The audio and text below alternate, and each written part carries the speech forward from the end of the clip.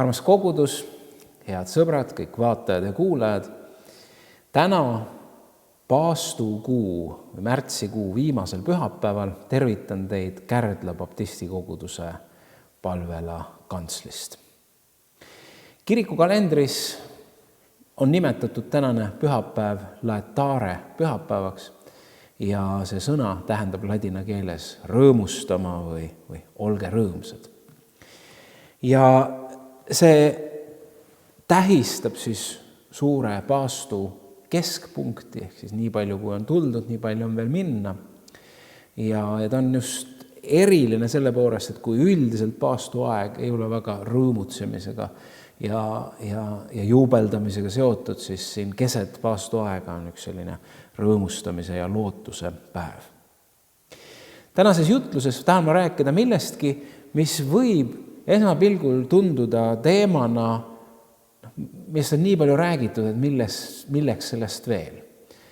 Täna ma jätkan sellist minisarja, millega me eelmine kord alustasime. Eelmine kord rääkisime teemal usu Jumalat.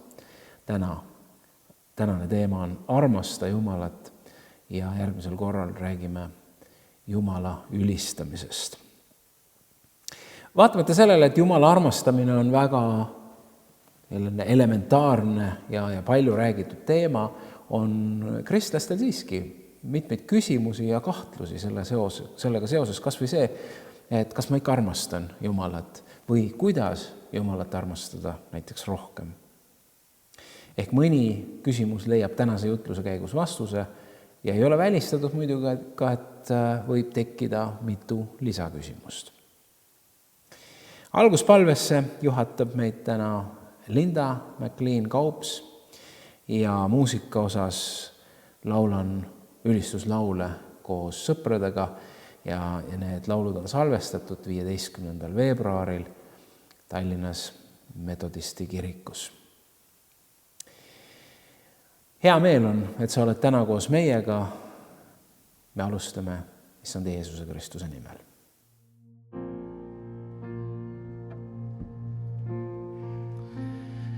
Mida suudab üks inimene, mida suudab üks sõna taevast? Üks sõna taevast ja kaosest sünnib kord ja ilu. Üks sõna taevast ja surmast ärkab jõud ja elu. Üks sõna taevast ja võimatu saab võimalikuks. Üks sõna taevast ja muutumatu muudetud saab.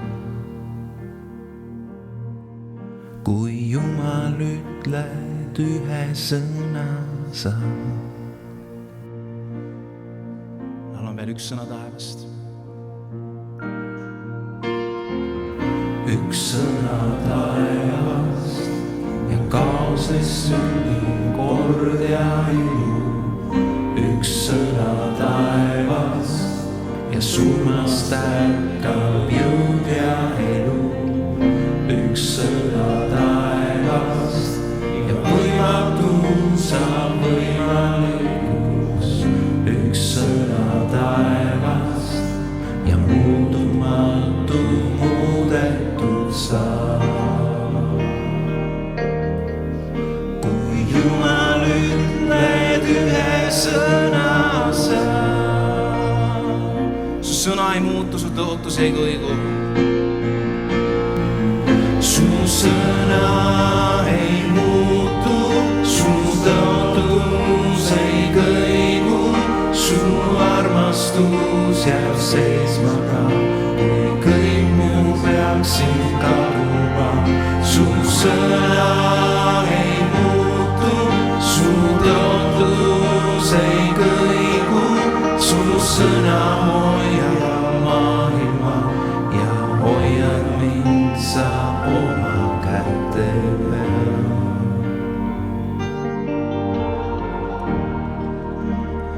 Oma kätte peal.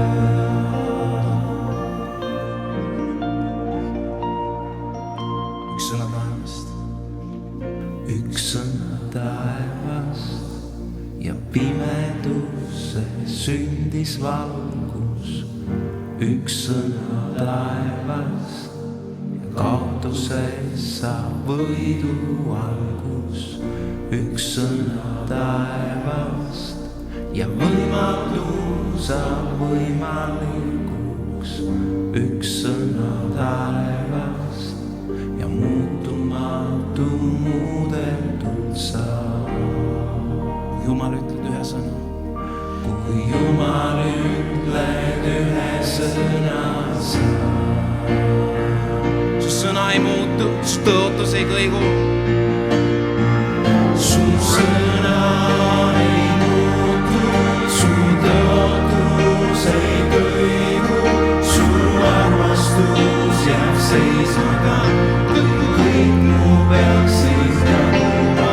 Su sõna ei muutu, su tõotus ei kõigu. Su sõna hoiab maailma ja hoiab mind sa oma käte peal.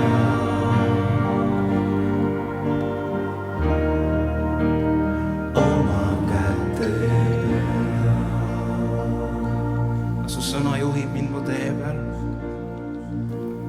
Las su sõna juhib mind mu tee peal. Las see olla mulle valguses. Las su sõna juhib mind mu tee peal. Las see olla mulle valguses. Las su sõna juhib mind mu tee peal. Las see olla mulle valguses. Las su sõna juhib mind mu tee peal. Las see olla mulle valguses. Su sõna ei muutu. Su sõna ei muutu, su tõotus ei kõigu. Su armastus jääb seisma ka, kui kõik muu peaksid kaoba. Su sõna ei muutu, su tõotus ei kõigu. Su sõna hoiab maailma ja hoiab meid sa oma käte peal. Oma käte peal. Oma käte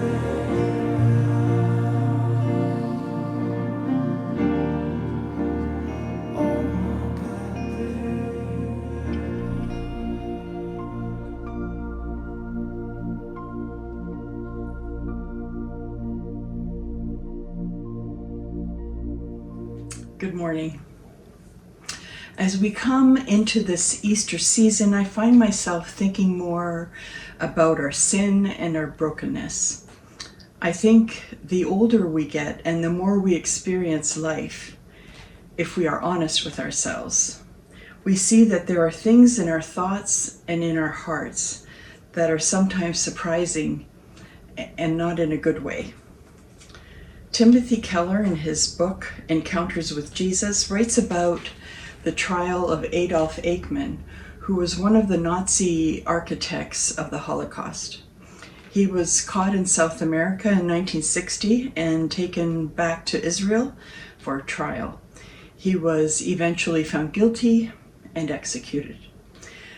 As they were looking for eyewitnesses to his terrible crimes, they found Yehiel Denur, not sure if I'm pronouncing his name correctly, Yehiel Denur, who when he faced the Nazi architect in court started to sob.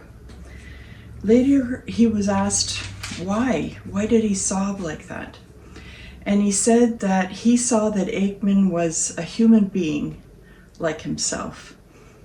He said, I was afraid about myself and what I am capable of.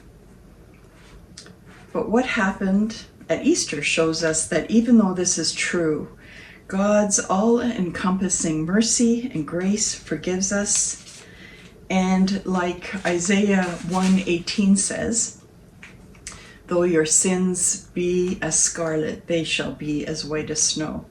Though they be red as crimson, they shall be as wool. Thank God for that. That doesn't mean that we don't continue to live in a world full of suffering and sin, but God, who is rich in mercy, does take us by the hand and walks us through that. It reminds me, speaking of mercy, reminds me of a story my mom told me often.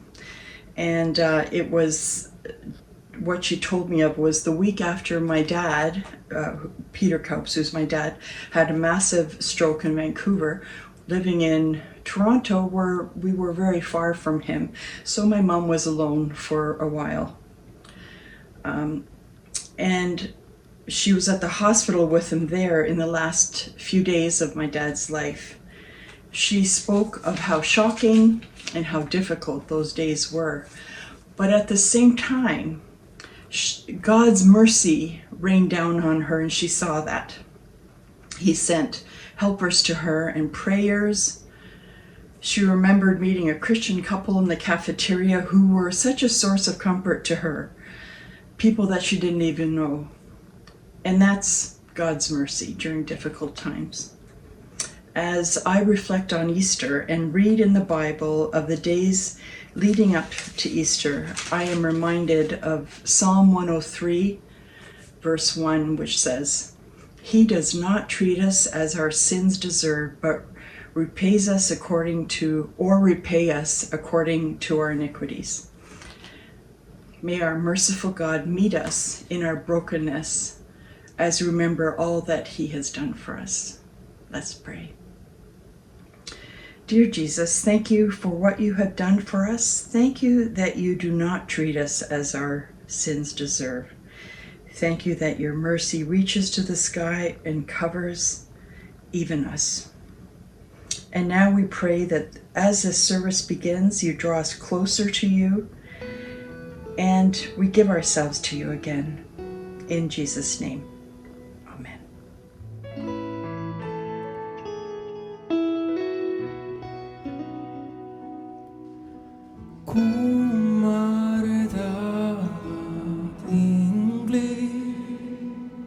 Sinu troni kroni jätämme sinu poja jälgees ja laulame. Oled kõike seda väärt, oled kõike seda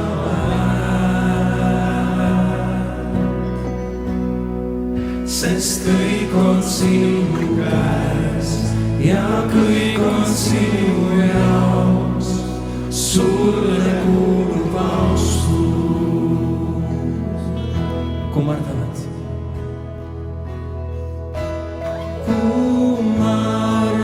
Kummardavad inglid sinu trooni, sinu trooni ees.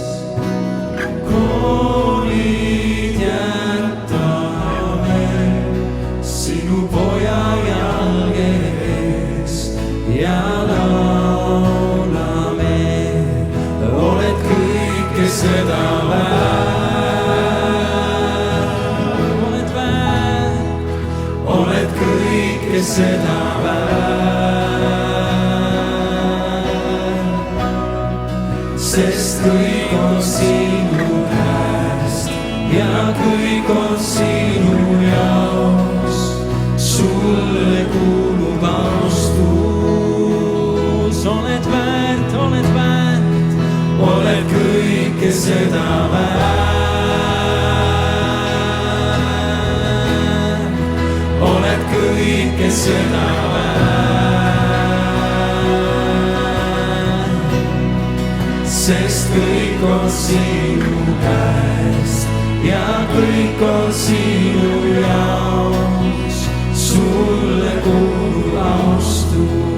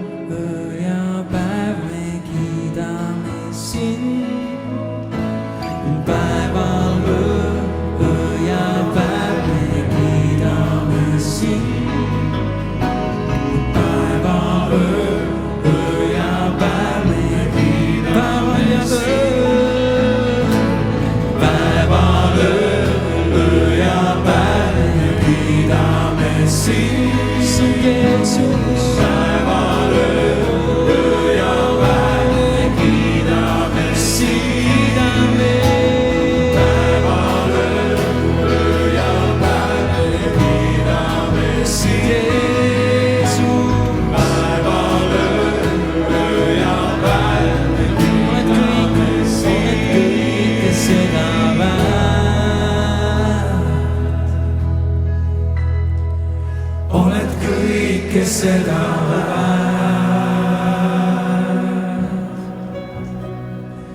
Sest kõik on sinu käest ja kõik on sinu jaoks. Sulle kuulub austus,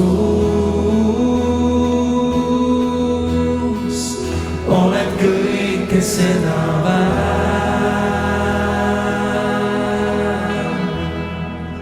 Oled kõike seda väärt.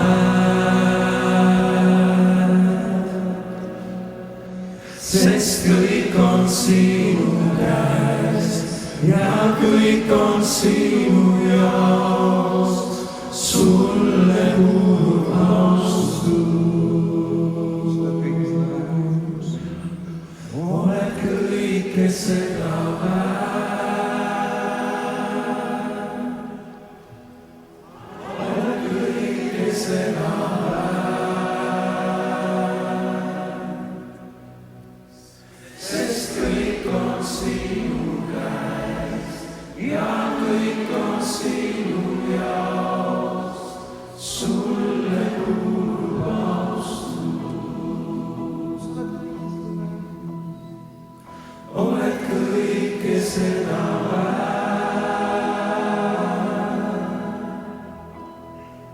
Oled kõike seda väärt.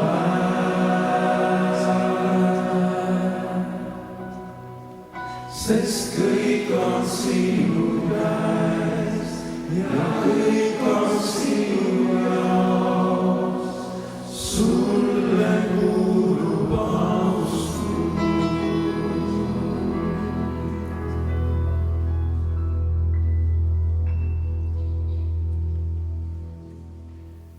Üks esimesi eestikeelseid trükiseid, mis välja anti, oli Vanrati ja Kölli katekismus, mis trükiti Saksamaal Wittenbergis 1535. aastal.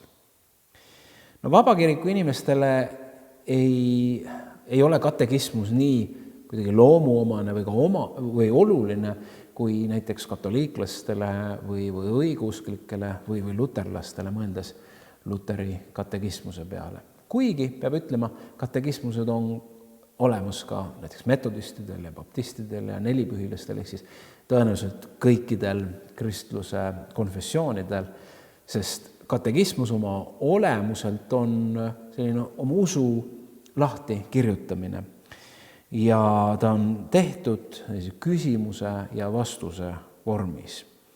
Aga jah, nii vabakiriklastel ei ole võib-olla see nii alust rajav dokument kui vanematel kirikutel. Ühest laste katekismusest, kui me loeme 6 esimest küsimust, mis seal on, siis me saame teada seda.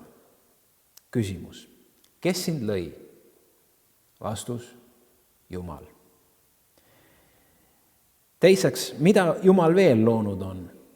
Vastus: Jumal on kõige looja.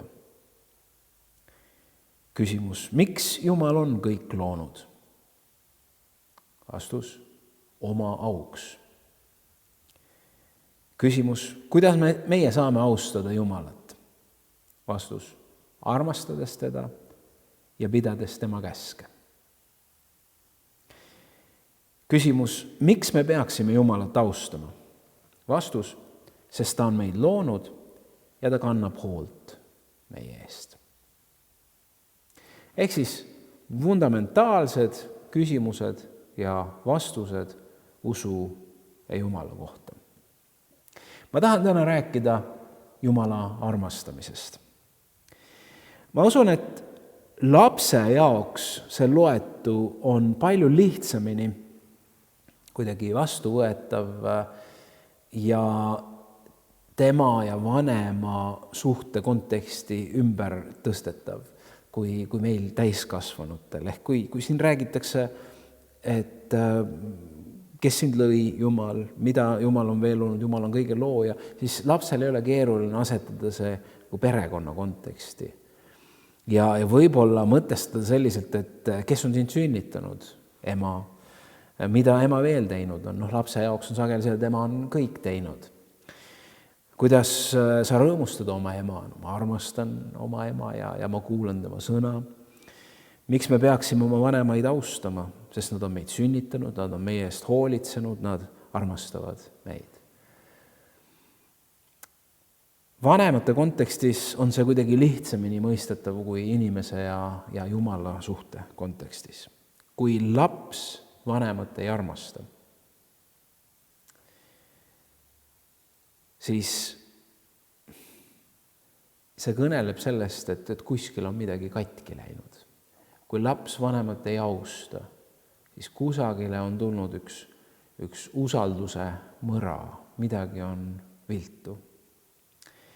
Ja sama pilti saab tuua ka Jumala ja inimeste vahele, et Jumala armastamine ei ole mingisugune suur, ma ei tea, heategu või kangelastegu inimese poolt, mida inimene siis kuidagi sooritab oma, ma ei tea, suurest üllameelsusest või meeletust võimest enda elu distsiplineerida, vaid Jumala armastamine on sama loomulik nagu lapse armastus ema või isa vastu.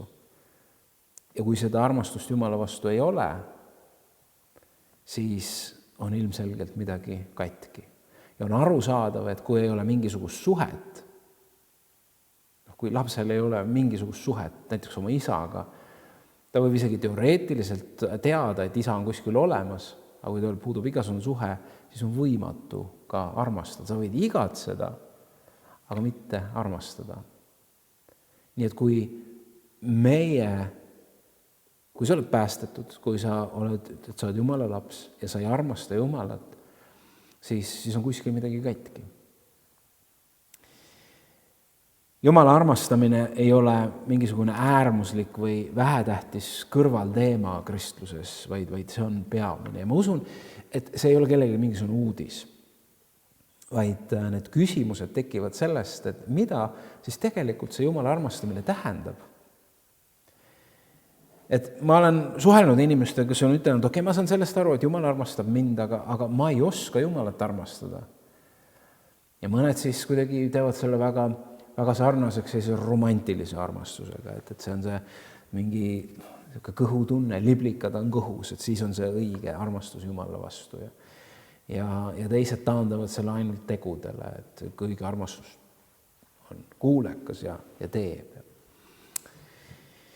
Ma loen Mattuse evangeeliumist 22. peatükist 34. salmist meile kõigile tuttava teksti, kus Jeesus annab mõista, kui oluline tegelikult on Jumala armastamine. Aga kui variserid said kuulda, et Jeesus oli sulgenud saduseride suu, kogunesid nad sinna ja üks seadusetundja nende seast küsis teda kiusates, õpetaja, milline käsk seaduses on suurim? Ja Jeesus vastas talle, armasta Issandat, oma Jumalat, kogu oma südamega ja kogu oma hingega ja kogu oma mõistusega. See ongi suurim ja esimene käsk. Teine on selle sarnane, armasta oma ligimest, nii nagu iseennast. Neis kahes käsus on koos kogu seadus ja prohvetid. Kui veidi selle kirjakoha tausta avada, et miks ikkagi variserid olid nii elevil sellest, et Jeesus sulges saduseride suud, siis saduserid ja variserid olid tollel ajal omavahel konkureerivad poliitilis-religioossed parteid. Hästi üldistades tuua võrdluseks siis tänapäevas, ma ei tea, liberaalid ja konservatiivid või Ameerikas väga selgelt nagu vastanduvad demokraadid ja vabariiklased. Kõik soovivad oma riigile head, aga arusaamised on erinevad, kuidas see hea ja õige siis oleks. Ja saduserid olid ehk, jällegi ma rõhutan väga üldistades suure pintsli tõmmates, veidi liberaalsemad. Nad püüdsid otsida ka koostöövõimalusi okupatsioonivõimudega ehk roomlastega. Nad olid ühiskonna kõrgem kiht. Ja nendele vastandusid siis variserid, kes olid väga konservatiivsed. Nad uskusid, Toora on see, millest tuleb kinni hoida ja neid me ju tunnemegi Jumala sõnast. Nad olid väga innukad ja põhimõttekindlad käsupidajad. Nad olid nagu, kõik oli täpselt välja kirjutatud ja nii pidi ja ei mingit halastust ja ei mingit käsuseadusel, ma ei tea, laiendamist või lahjendamist. Et nad olid sellised väga one-track mind tegelased, variserid ja nüüd nemad kuulsid siis, et see Jeesus, kes oli nende jaoks ka probleem, aga see Jeesus oli pannud saduseride suu kinni. Ja noh, kes paneb meie konkurentide suu kinni, see on ju peaaegu meie oma mees. Ja nii nad läksid Jeesuse juurde ja mõnes mõttes tahtsid nad tõestada, et okei, saduseride suud on kinni, ta pani kinni, aga meie läheme oma tõega ja oma küsimustega ja see, noh, meie vastu ta ei saa. Ja siis nad läksid küsimusega, millel ei ole õiget vastust. Milline käsk on suurim? No, see on umbes sama, et milline on su lemmiklaps. Sa ei saa ju öelda seda. Sa ei saa ju selliselt mõteldagi. Aga see, mida Jeesus tegi, see oli see, mida ta ikka tegi. Ta vastas moel, et kuigi seal ei olnud õiget vastust, siis ta vastas selliselt, et sellel on võimatu vastu vaielda. Et milline käsk on suurim? Noh, mõelge, kui ta oleks toonud, ma ei tea, 5. käsu või 10. käsu või et sa ei tohi abielu rikkuda, see on kõige olulisem. Või sa ei tohi varastada, see on kõige olulisem. Ta taandab kõik ühele. Ja see ei ole taandamine selles mõttes, et ta nagu madalamale tasemele, et tegelikult nagu midagi ei peagi tegema, et see Jumal ei ootagi tegelikult meid midagi, lihtsalt armasta, lihtsalt ole hea inimene. No see sisaldab seda. Aga kui ta ütleb, et armasta oma Jumalat kõigest oma südamest, kõigest oma hingest, kõigest oma meelest, kõik, mis sul on, ja armasta oma liigimist nii nagu iseennast. Iseendale sa oled valmis ka enamasti tegema mida iganes selleks, et sul hästi oleks. Ja sellest ongi kokku võetud kogu käsuõpetus. Jeesus ei ütelnud, et teised käsud ei kehti, vaid ütles, et kõik teised on selle sees. Kui sa armastad Jumalat kogu südamest ja kui sa armastad inimest, siis sa ei lähe varastama. Siis sa ei kummarda ebajumalaid. Siis sa ei löö naabri naisega üle aisa. Sa ei tee seda, sa tead, et kui sa armastad Jumalat, kui sa armastad ligimisi, siis need on need asjad, mis teevad haiget, mis teevad suhte katki ja sa ei taha seda teha. Ja nii me tsiteerime täna 2000 aastat hiljem Jeesuse vastust ja imestame, et kust tal see tarkus tuli. Jeesus vastas neile, armasta Issandat oma Jumalat kogu oma südamega ja kogu oma hingega ja kogu oma mõistusega. See ongi suurim ja esimene käsk. Teine on selle sarnane, armasta oma liigimest nagu iseennast. Neist 2 käsus on koos kogu seadus ja prohvetid. On seda aeg-ajalt ütelnud, aga minust on Augustinus see, kes seda ütlenud, armasta Jumalat kogu oma südamest ja tee ükskõik, mis sa tahad. See kõlab nagu, yes, me võtaks selle teise, ma saan olla õige kristlane ja ma saan teha, mis ma tahan. Vahel me otsime neid võimalusi, et ma tahan olla kristlane, aga ma tahan teha võimalikult palju seda, mis mina tahan. Aga alustades esimesest sõnast, armastame Jumalat kogu oma südamest. Ja see defineerib ja määrab ära, mida sa tahad ja mida sa ei taha. Kui meie Jumala suhte alus ei ole armastus, vaid on hirm, siis on meil veel päris pikk tee minna selles suhtes.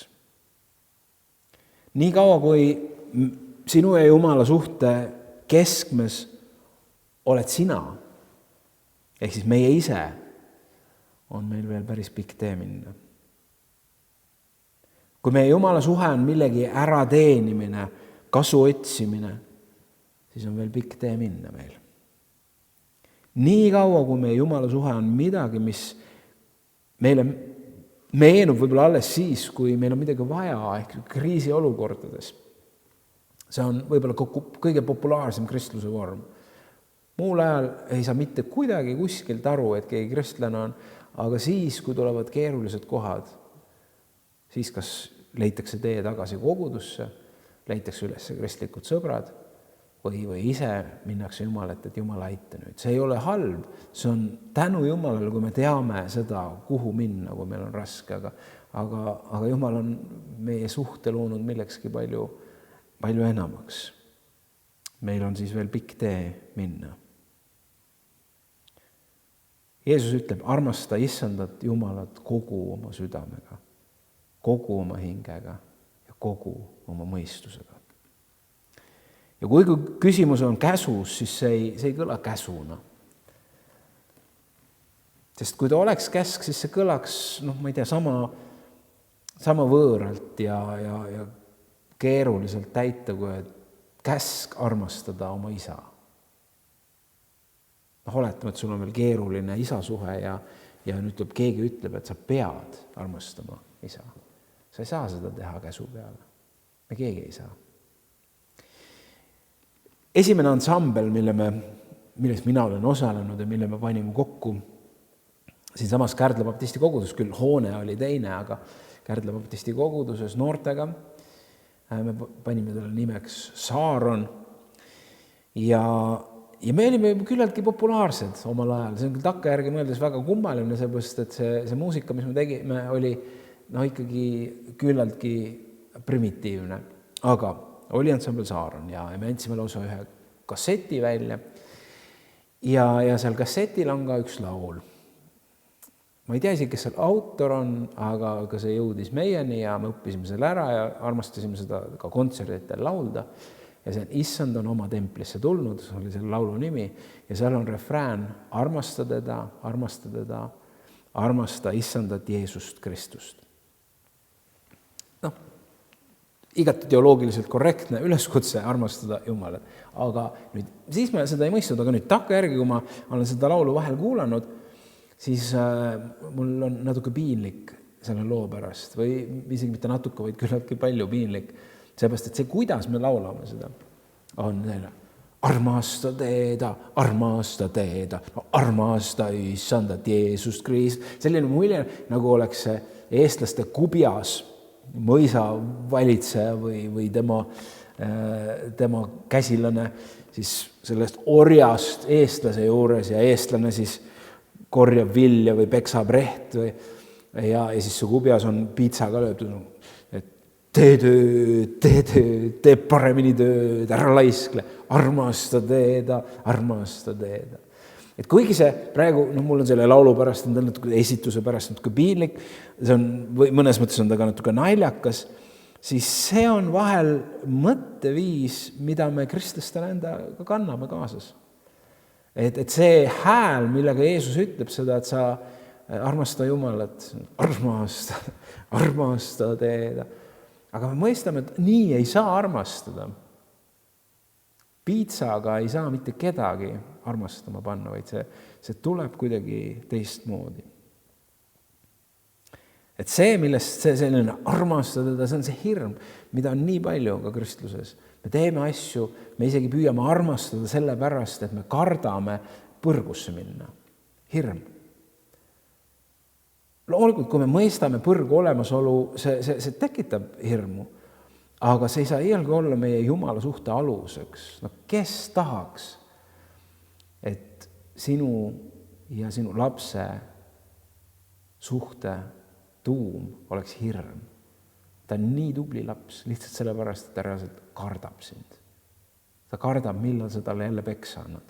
Ta kardab, millal sa jälle röögita peale. Mis väärtus sellisel tublidusel on? Ma usun, me kõik teame Peetrust. Me teame, kuidas Jeesus teda kutsus kalamehena. Tule järgi mind, ma teen sind inimeste püüdjaks. Me teame, kuidas Peetrus käis koos Jeesusega ja kuidas ta kõiges oli kirglik ja kuidas vahel sõnad ja teod jõudsid analüüsist ja mõtlemisvõimest ettepoole. Ta oli tormakas kõiges. Me teame, kuidas ta lubas Jeesust mitte maha jätta ja samas tegi seda 3 korda salates Jeesust sisuliselt samal õhtul.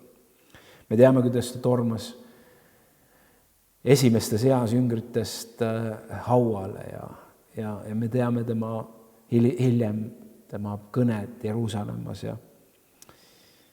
ja kui me mõtleme Peetruse peale, siis tõenäoliselt oli ta mees, kellele palju andestati, anti andeks, seepärast tead, see on see Peetrus. Ja jälle Peetrus.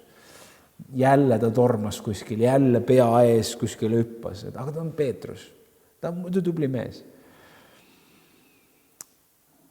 Aga enne Jeesuse taeva minemist oli Jeesusel ja Peetrusel üks väga eriline jutuajamine ja ma loen selle Johannese evangeeliumist. Kui nad olid einet võtnud, ütles Jeesus Siimon Peetrusele, Siimon, Johannese poeg, kas sa armastad mind rohkem kui need? Peetrus ütles talle, jah, issand, sina tead, et sa oled mulle armas. Jeesus ütles talle, sööda mu tallesid. Tema ütles talle veel teist korda, Siimon, Johannese poeg, kas sa armastad mind? Ja ta vastas talle, jah, issand, sina ju tead, et sa oled mulle armas. Jeesus ütles talle, hoia mu lambaid kui karjane. Ja tema ütles talle kolmandat korda, Siimon, Johannese poeg, kas ma olen sulle armas? Peetrus ei kurvaks, et Jeesus küsis temalt kolmandat korda, kas ma olen sulle armas, ja ta ütles temale, issand, sina tead kõik, sina tead, et sa oled mulle armas. Jeesus ütles talle, sööda mu lambaid. Tõesti, ma ütlen sulle, kui sa olid noor, vöötasid sa end ise ning läksid nagu kuhu sa tahtsid. Aga kui sa vanaks saad, siis sa sirutad oma käed välja ja keegi teine vöötab sind ning viib sind kuhu sa ei taha. Aga seda ta ütles vihjates, missuguse surmaga Peetrus pidi Jumalat austama. Aga kui Jeesus seda oli öelnud, ütles talle, järgne mulle.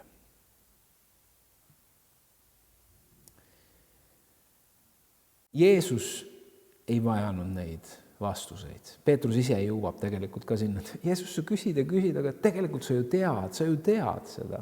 Ja sa teaksid ka seda, kui ma ei armastaks. Aga sa tead, et ma armastan. Jeesus teadis, aga Peetrus vajas neid. Ja miks 3 korda Peetrus salgas 3 korda Jeesust? Tõenäoliselt vajas, Jeesus nägi, et ta vajab seda oma suuga välja ütelda 3 korda, otse kui tühjaks tehes need salgamised. Et ma ei armastan. Ja selle vestluse kontekst Johannes paneb ta tegelikult selle tuleviku konteksti, et mis Peetrusest saab, et ta vajas seda tunnistust ka selle jaoks, et kord ta seisab oma hukkajate ees. Aga see tunnistus on tal välja öeldud 3 korda. Ma armastan sind. Me teame, et kristlasi kiusati Roomas taga. Ja 64. aastal, kui toimus Rooma suur tulekahju, siis keiser Nero süüdistas selles kristlasi. Ja see oli suurepärane hetk ja võimalus ka kinni võtta Peetrus ning ta hukata. Ja pärimuse järgi, me teame, Peetrus ei olnud nõus, et teda lihtsalt risti lüüakse nii, nagu Jeesust risti löödi, vaid ta ei pidanud vääriliseks, ta ütles, et tehke seda teistmoodi, tehke kas või pange mind pea alaspidi. Ja roomlased tegid seda. Nad lõid Peetruse risti pea alaspidi. Ja Johannes ütleb siis, et see on see, millest Jeesus rääkis, et nooruses sa tegid seda, aga kord võetakse sind kinni ja talutatakse sind ja sirutatakse käed välja ja nii edasi. Seda võib ka väga mitmeti mõista, aga Johannes seostab seda Peetruse surmaga ja ütleb, ja see surm on see, mis austab Jumalat. Oled sa kunagi selle peale mõtelnud, et surm võib austada Jumalat? Ka meie. Loomulikult meid on kutsutud oma eludega austama Jumalat, aga see surm kui osa elust on ka midagi, mis ei ole nüüd sellised, et mu elu austas Jumalat ja nüüd on surm, nüüd on kõik läbi. See oli nagu kaotus. Ei, meie surm saab austada täpselt samamoodi Jumalat. Aga see on huvitav, kuidas selline progress selles vestluses toimub, kui Jeesus küsitleb Peetrust. Ja see sõnum Jeesuselt Peetrusele lisaks küsimusele, aga sõnum oli see, et hoia mu lambaid, sööda mu lambaid. ja järgne mulle. Esimese nagu väljaütlemise peale hoia mu lambaid. Ehk ole nendega. Teine sööda mu lambaid, õpeta neid, juhi neid. Ja kolmas on juba kõige kuidagi laiem, kus on väga keeruline täpselt määratleda, mida see tähendab, aga see on see, kuhu Jumal tahab meid oma armastusega juhtida ja kutsuda, kus ta ütleb lihtsalt järgne mulle. Mis iganes seal on, järgne mulle. Ja me ei kahtle järgneda kellelegi, keda me tõeliselt armastame. Küsimus pole isegi kahtlemised, me igatseme seda teha. Me januneme seda teha. Sest ma tahame olla seal, kus on meie armastatu. Ja armsad, meil kõigil on oma kutsumine, meil kõigil on oma läkitus, meil kõigil on omad annid, aga see, kuhu ta meid tahab kutsuda ja millist elu elama on, see on järgne mulle. See on ainus tee, millega me saame austada oma kutsujat ja see on ehk selgeim tõelise armastuse väljendus meie elus. Kui sa küsid, et kuidas ma armastan, Jeesus ütleb järgne mulle.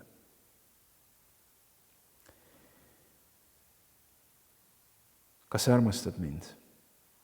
Jah, issand, järgne mulle. Ma lõpetan ühe huvitava ütlusega evangelist Johanneselt, et ma keeran otse kui selle Jumala armastamise pildi teistpidi, sest ma näen, et see on oluline. Sest me oleme harjunud selles teemas keskenduma sellele, mida meie teeme, kui palju meie armastame. Ja praegu, kui sa oled kuulanud, siis sul on ka tõenäoliselt tekkinud küsimused, aga kuidas on ikkagi? Kuidas ma saan rohkem armastada Jumalat? Ega mul ei ole väga selliseid konkreetseid vastuseid sulle, rohkem kui et järgne mulle. Aga kui ma selle pildi nüüd teistpidi keeran, siis Johannes tutvustab ennast jüngrina, keda Jeesus armastas. Ma kuulsin selle mõtte ühelt pastorit ja ma ei ole kunagi selliselt tähelepanu juhtinud sellele, aga see jäi minusse kinni, see mõte. Ja ma ei tea, kas Johannes mõtles täpselt niimoodi. Aga ma kohe esitan selle, et see on võimalik, et Johannes mõtles just niimoodi. Oleme ausad, see mõjub veidi arrogantselt või ülbelt, kui sa tutvustad ennast või paned kirja, ma olen evangelist Johannes, ma olen see jünger, keda Jumal armastas või keda Jeesus armastas. No, see automaatselt tõstab nagu sind kõrgemale teistest ja nii on ka meil ka keskaegsetest maalidest. Meil on Johannes ikka see, kes on Jeesuse lähedal ja pea Jeesuse rinnal ja ta on üks eriline. Ma millegipärast ei usu, et Jumalal on lemmiklapsi. Ma millegipärast ei usu, et Jumal sellisel moel vahet teeb. Ja ütleb, et ma armastan nüüd teda rohkem kui kedagi teist, et sind rohkem kui Peetrust. Ja sellepärast ma kahtlustan, et see, mida Johannes ütleb, ei ole päris see, mida me oleme võib-olla tavamõistes mõtelnud. Et ta on nüüd see Jeesuse lemmik jünger. Aga nii ta ütleb. On jünger, keda Jeesus armastab. Kui panna see Johannes öeldu nüüd Peetruse valgusesse, kus ta kuulutab, et mina olen see, kes armastab Jeesust nii palju, et mina ei jäta maha teda. Ma ei hülga, ma ei reeda, ma ei salga. See on sisuliselt, mida Peetrus ütles. Et isegi kui kõik teised jätavad, mina ei jäta. Mina olen jünger, kes armastab Jeesust. Ja nüüd Johannes toob ühe teise värvi. Ütleb, et mina olen jünger, keda Jeesus armastab.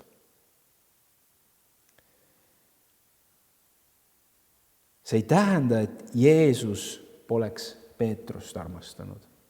Või see ei tähenda ka seda, et Johannes poleks Jeesust armastanud, kui ta ütleb, et ma olen jünger, kes armastab Jeesust. Aga see väljendab midagi, mis on oluline või mis on primaarne Peetruse jaoks, oli vähemalt selles aja hetkes, kui ta seda ütles, see, et see tema armastus. Ta mõnes mõttes toetus sellele, et see on midagi väärt, minu armastus. Ja Johannes väärtustas seda, et on Jeesuse poolt armastatud. Teda armastatakse. Ja nagu näitab Peetruse näide, siis me võime seda ka enda elust tõenäoliselt kõik näha, et meie tõotused, meie lubadused, meie armastus, see on auklik nagu sõelapõhi. Aga see, mis jääb, on Jumala armastus meie vastu. Johannes kirjutab oma kirjas, esimeses kirjas armastusest Jumala inimeste vastu nii. Armsad, armastage üksteist, sest armastus on Jumalast ja igaüks, kes armastab, on sündinud Jumalast ja tunneb Jumalat. Kes ei armasta, see ei ole tundnud Jumalat, sest Jumal on armastus. Jumala armastus meie vastu on saanud avalikuks selles, et Jumal on ainusündinud poja läkitanud maailma, et me tema läbi elaksime. Selles on armastus. Ei mitte selles, et meie oleme armastanud Jumalat, vaid et tema on armastanud meid ja on läkitanud oma poja lepitusohvriks meie pattude eest. Selles on armastus.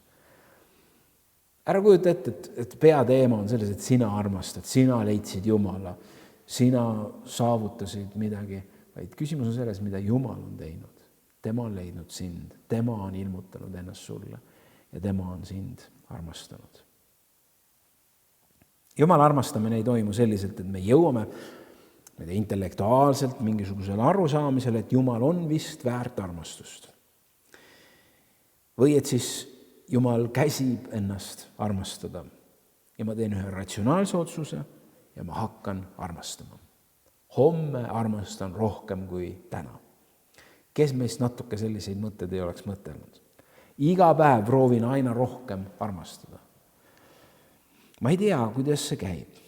Kuna armastamine on käskude pidamine, siis me proovime käsku pidada.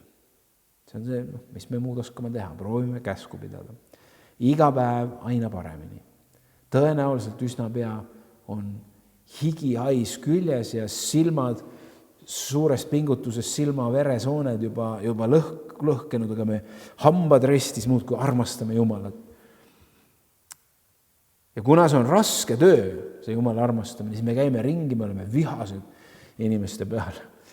Oled sa kohanud tigedaid kristlasi? Aga me ju armastame Jumalat. Me veame käsku. Ja kuna me nii hoolselt käsku peame, siis loomulikult pöördub ka tähelepanu meil teiste käsupidajate peale ja me vaatame, et aga nemad ei pea piisavalt hästi käsku. Nemad ei armasta Jumalat piisavalt hästi. Nad on ju need nimekristlased. Kas nad üldse kristlased on? Mina olen ju see standard ja mõõdupuu õiges kristluses.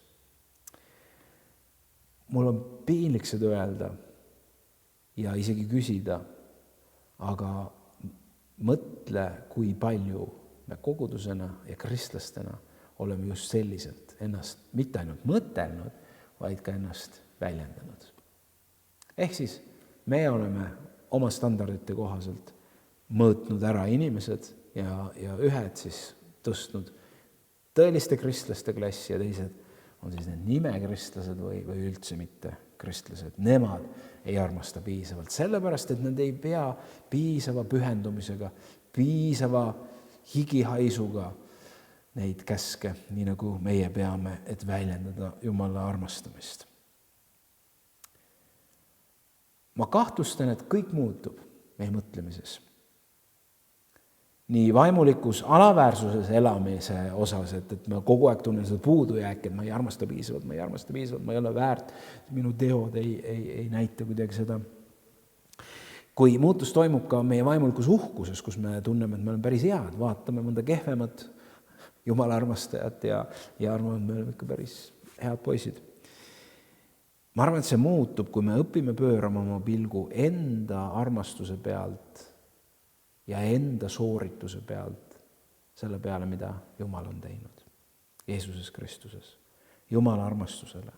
Ja kui me õpime hingama selles armastuses, see on nii ilus väljend eesti keeles, me hingame või me puhkame Jumala armastuses, tema käte peal. Me ei oska seda väga hästi, sest me ikka tahaks, et see higihais ja raske töö oleks primaarne. Ja nii ma tahangi sind, armas sõber, täna juhatada sellesse palvesse. Issand, õpeta mind hingama sinu armastuses. Ma tahan sind armastada. Ma igatsen sind armastada. Ja kui ma täna isegi ei taha armastada, siis aita mind, Jumal. Näita oma ilu, näita oma armastust minu vastu. Et see tõstaks minus ühe pidurdamatu armastuse sinu vastu. Aga eeskätt õpeta mind hingama sinu armastuses. Issand, ava mu süda, et ma võiksin vastu võtta sinu täiuslikku armastust. Issand, anna andeks, et ma olen sageli uskunud vaenlase valesid. Anna andeks need hetked, mil olen teadlikult sinust eemale pöördunud. Tervenda mind mu haavadest, hirmudest või ka laiskusest ja mugavusest, mis takistavad mind sulle lähedale tulemast. Jumal, sina oled ainus tõeline armastusallikas selles maailmas, sest sina oled armastus. Anna mulle tundlik ja tänulik süda sinu vastu, sest sa armastasid mind esimesena. Sa oled armastanud mind siis, kui ma seda olen kõige vähem väärinud. Ja sa teed seda nüüd just seal ja just siin, kus ma olen. Jeesus, tänu sulle lepitava ohvri eest. Sinu veri peseb puhtaks mu patud ja lepitab mind isaga. Aita mind elada sinuga ja vastu võtta sinu tingimusteta armastus oma ellu. Aitäh, Isand, et ma võin olla see jünger, keda sina armastad. Sind armastan, sinu arm ei lõpe iial. Iga päev olen hoitud su käes. Hetkest, mil ma ärkan, kuni heidan magama, laulan ma Jumal sinu headusest. Sind armastan, sinu arm ei lõpe iial. Iga päev olen hoitud su käes. Hetkest, mil ma ärkan, kuni heidan magama, laulan ma Jumal sinu headusest. Iga päev sa oled ustav. Iga päev sa oled hea, nii hea. Kogu südames ja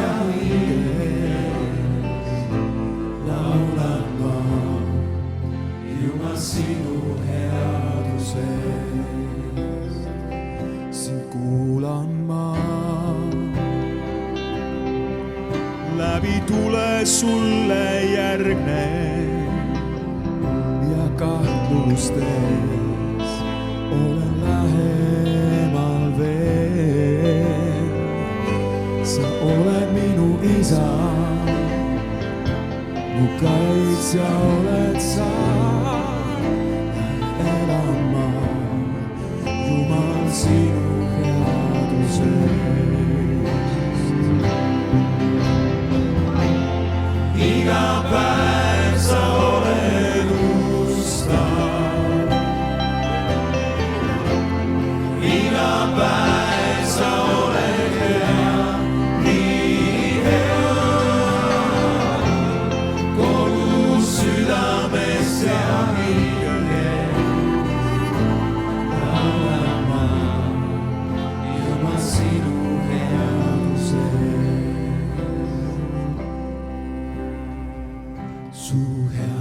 on järgimas, see järgimas on mind. Su headus on järgimas, see järgimas on mind.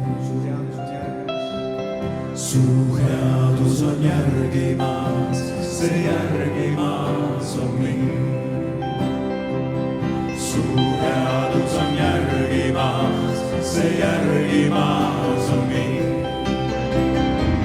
Su headus on järgimas, see järgimas on mind.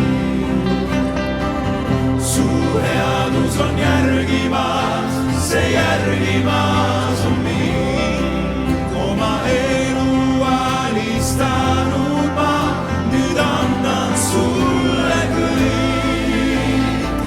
Su headus on järgimas, see järgimas on mind. Su headus on järgimas, see järgimas on mind. Su headus on järgimas, see järgimas on mind. Oma elu alistanud ma, nüüd annan sulle kõik. Su headus on järgimas, see järgimas on mind.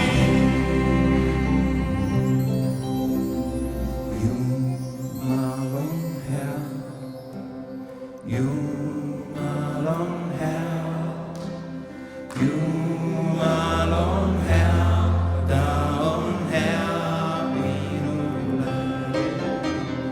Jumal on hea, Jumal on hea, Jumal on hea, ta on hea sinule.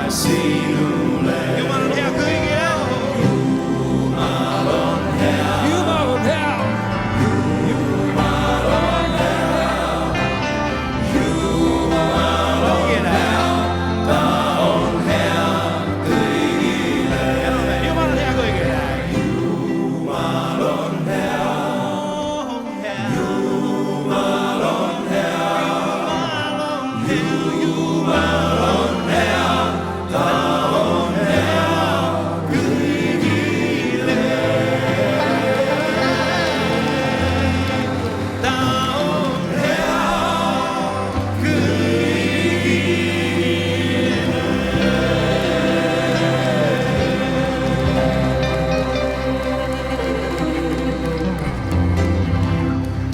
Head sõbrad, selline oli meie tänane teenistus Toronto Eesti Baptisti kirikus. Seekord veel virtuaalne. Järgmisel korral, kui Jumal lubab, siis juba kohtume Torontos. Nii et kui võimalik, tule ja saa osa järgmisel pühapäeval Broadview tänaval. Ja kannatusaja või suure nädala kulminatsioon meie koguduses on kindlasti suure reede kantaat Jumala tall, mida me püüame siis parimal moel ette kanda. Ma loodan, et sa oled jaatavalt vastanud kutsele tulla osalema selle kantaadi ettekandmisel. Aga täna võtame vastu veel õnnistussõnad. Issand, õnnistagu sind ja hoidku sind. Issand, lasku oma pale paista sinu peale ja olgu sulle armuline. Issand, tõstku oma pale sinu üle ja andku sulle rahu. Isa, Poja ja Püha Vaimu nimel. Amen.